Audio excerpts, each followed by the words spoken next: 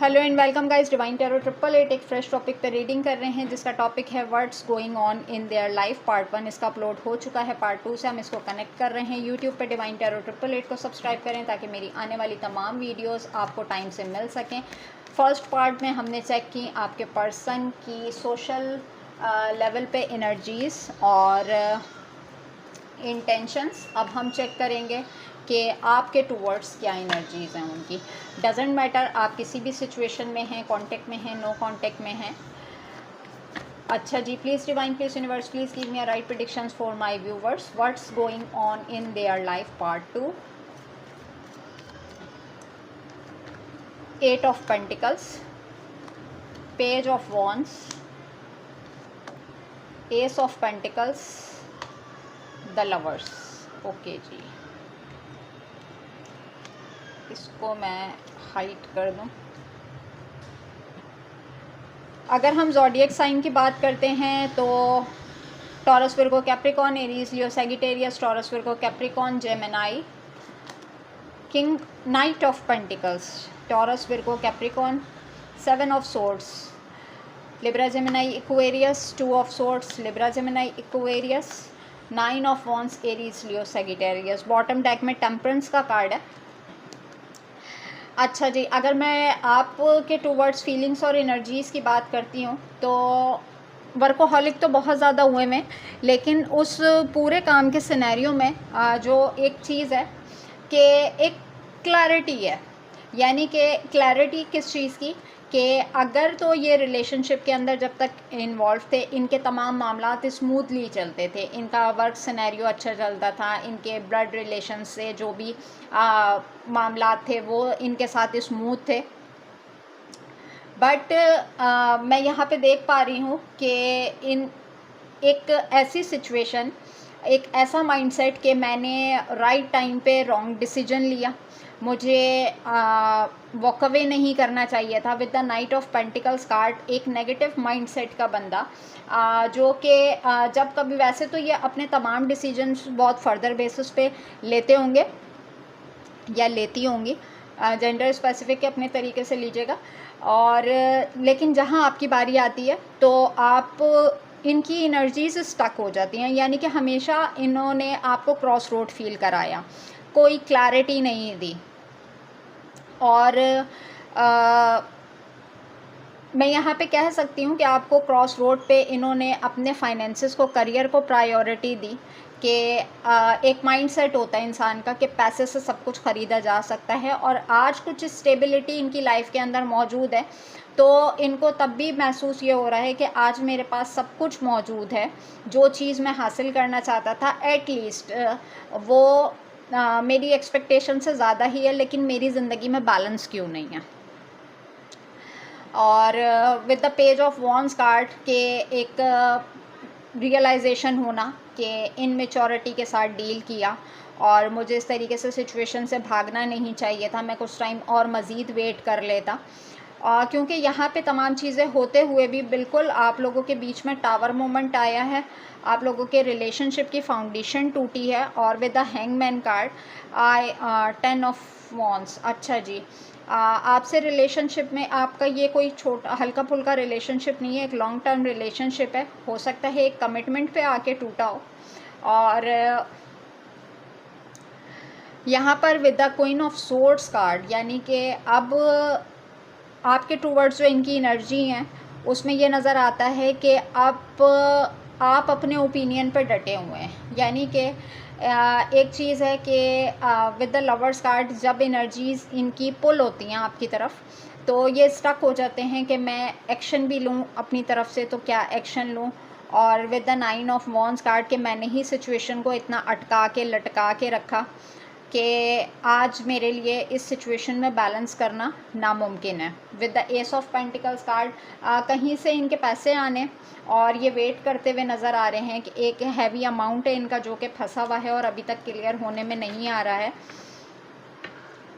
Negativity आजकल बहुत छाई हुई है इस पर्सन के ऊपर क्योंकि नाइट ऑफ पेंटिकल्स का कार्ड है। तमाम चीज़ों के होते हुए भी अचानक से सुस्त पड़ जाना कि मेरी हिम्मत नहीं है और मैं नहीं कर सकता, आज का काम कल पे डालना, या सम टाइम ये सोचना कि मैं क्या करूं, क्यों करूं, कैसे करूं, किसके लिए करूं।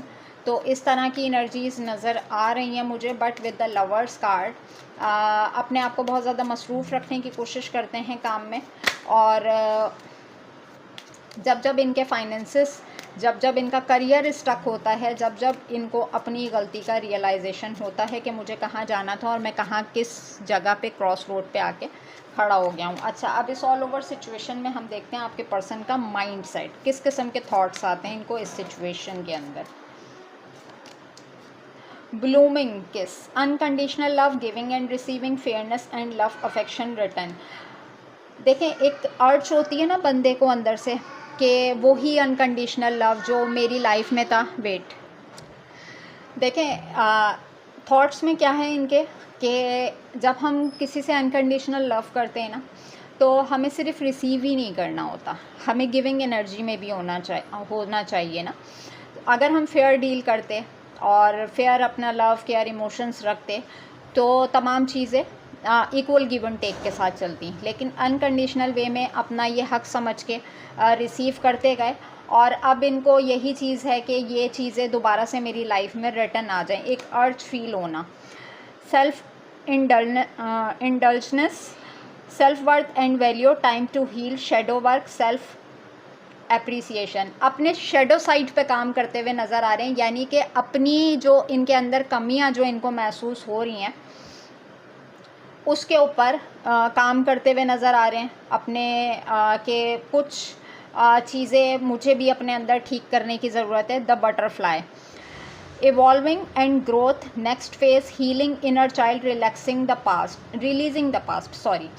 अच्छा, यहाँ पर जो है इनके माइंडसेट में ये है कि अगर तो मुझे अपनी लाइफ में ग्रोथ चाहिए और मुझे अपनी लाइफ में आगे न्यू फेज़ में एंटर करना है, तो सबसे पहले मुझे अपने अंदर की कुछ चीज़ों को ठीक करना होगा। मुझे माजी की चीज़ों में से, बहुत सारी चीज़ों में से निकलना पड़ेगा।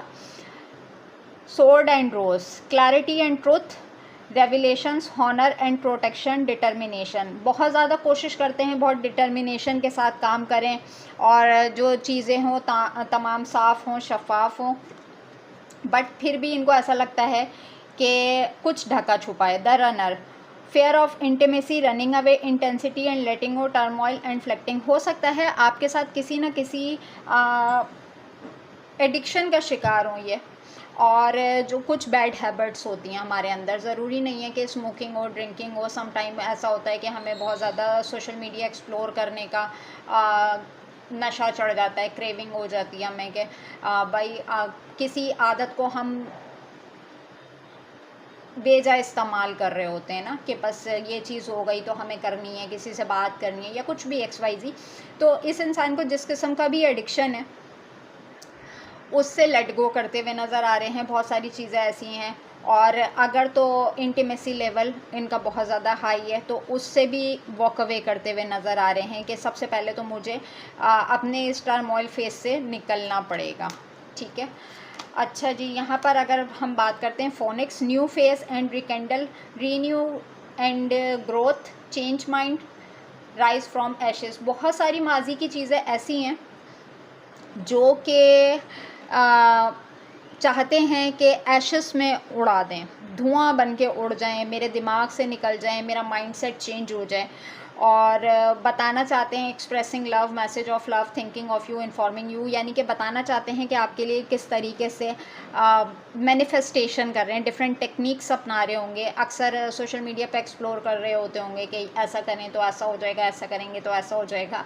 तो बहुत सारी टेक्निक्स अप्लाई करते हुए नज़र आ रहे हैं कि किसी तरीके से आप खुद से इनको कोई कॉल, टेक्स्ट मैसेज कर दें, किस तरीके से बताएं ये आपको बहुत ज़्यादा सोच रहे हैं, किस तरीके से आपको इन्फॉर्म करें, और बताना चाह रहे हैं कि मैं अपने लाइफ के न्यू फेज़ में एंटर नहीं हो पा रहा हूँ, और पुरानी बहुत सी माजी की यादें हैं जिनको मैं चाहूँ भी कि मेरे दिमाग से निकल जाएं, लेकिन वो फ़िल्म की तरह एक राउंड एंड राउंड चलती रहती हैं। ठीक है, यहाँ तक हमने इसको एक्सप्लोर किया। अब चेक करेंगे सोल लेवल पे फीलिंग्स। ये पार्ट 2 था, पार्ट 3 से एक्सटेंड करते हैं। अपना बहुत ख्याल रखिएगा, टेक केयर एंड बाय।